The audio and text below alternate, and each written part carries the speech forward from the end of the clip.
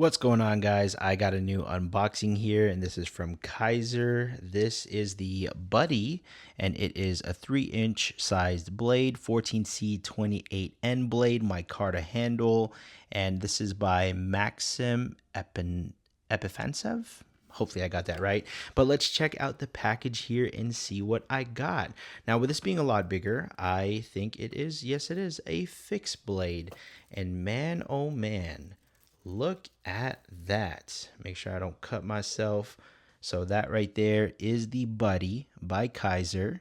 You have your signature right there too by Maxim. A Kizer logo on the backside. Micarta handles right there as well. You got this nice lanyard that goes with it. Some jimping there. Nice grip in hand. It's not big. It's actually a smaller blade, 3 inches like I had stated. Nice and pocketable. That really adds an effect there with your pinky when trying to grab this and pull it out of your pocket. It comes with a Kydex sheath and a tech lock. I am not a big fan of the tech lock. Let's check this.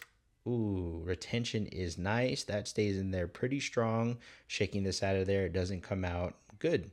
Now let's see how it comes off and goes in. Okay, I like that. Easy deployment, really nice and tough.